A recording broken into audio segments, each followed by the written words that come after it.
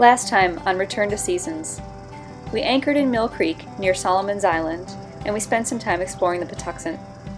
We visited the Sodderly Plantation and checked out Vera's Beach Bar on St. Leonard's Creek. Both of these were must-dos if you're in the area.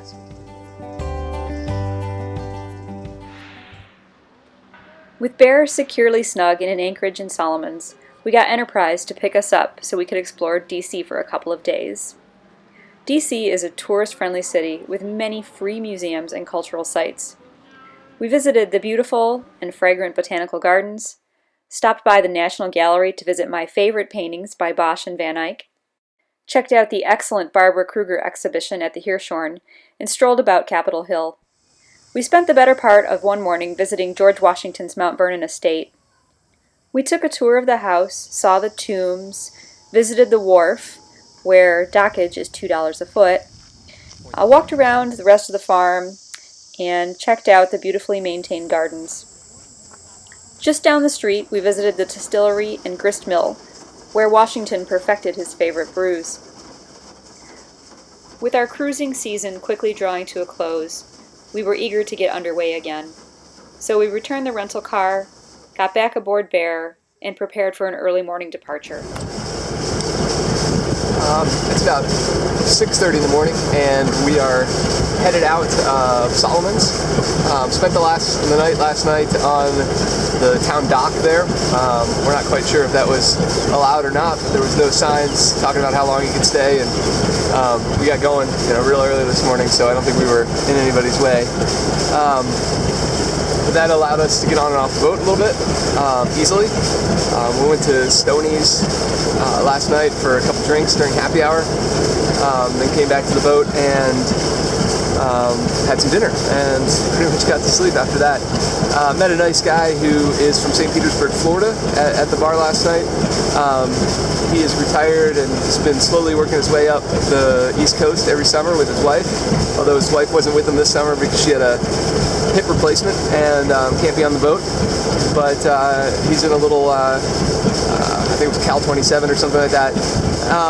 And so, we were exchanging some information, particularly about New Jersey, because I know something about that. It's one of the few places I do, and he doesn't want to go offshore too much, if at all. So we were working through that. But anyway, we got going, got off the dock this morning. Margaret's still asleep. Things are going pretty smoothly. Just going to have to turn this here. That's our autopilot. But things are going pretty smoothly.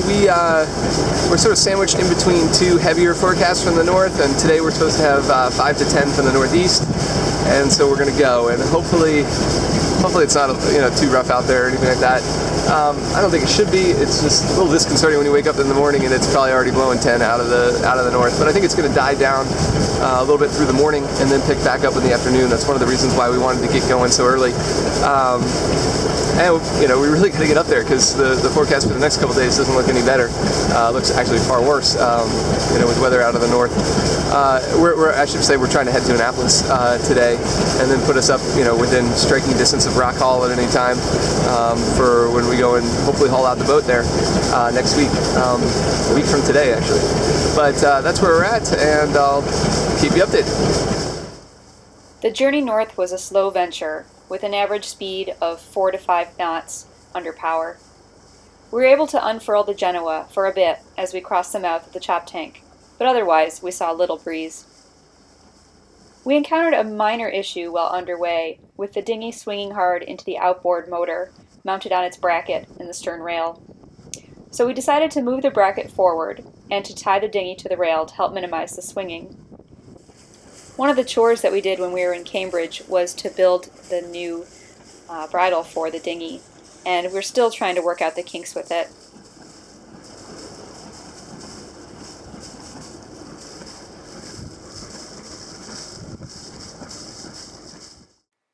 We decided well underway that we would head up Spa Creek when we arrived in Annapolis. We wanted to try to save some money by anchoring rather than picking up one of the mooring balls in the front 40. Not really coming straight on.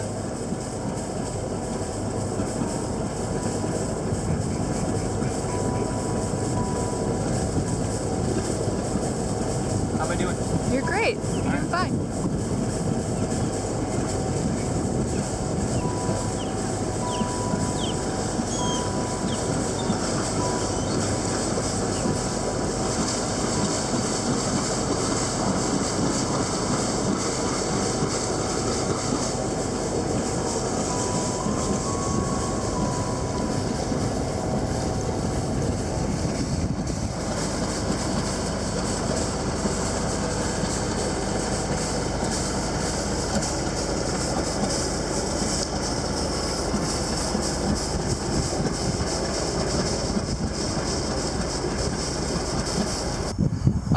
We are sitting in Spa Creek on the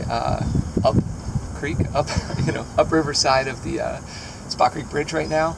Got into Annapolis about 3:30, 3:45 or so. Came into the Spa Creek Bridge on the 4 o'clock opening, and went looking for an place to anchor. And there really wasn't any that we felt comfortable with. We dropped the hook twice. Both times, somebody, different people, told us that it was a bad place to anchor, mainly because they didn't want us there. I suppose we could have been jerks, but then I would have been more concerned about the boat the whole time. And Margaret's the one who finally made the call and said, let's get the hell out of here. So we're waiting for the 6 o'clock opening right now on the bridge, and we're going to go pick up mooring in the front 40.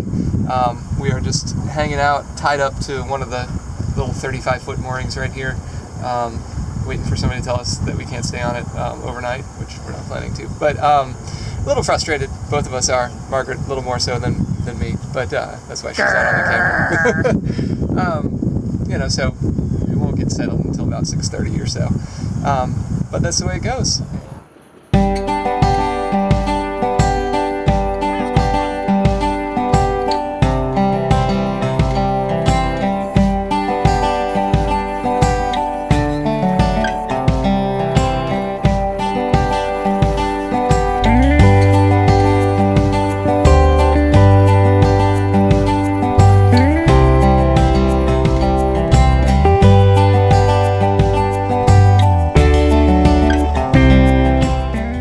We hope you will subscribe and join us for our next episode on Return to Seasons, where we will leave Annapolis and head up to Baltimore, another one of our favorite anchorages in the Chesapeake.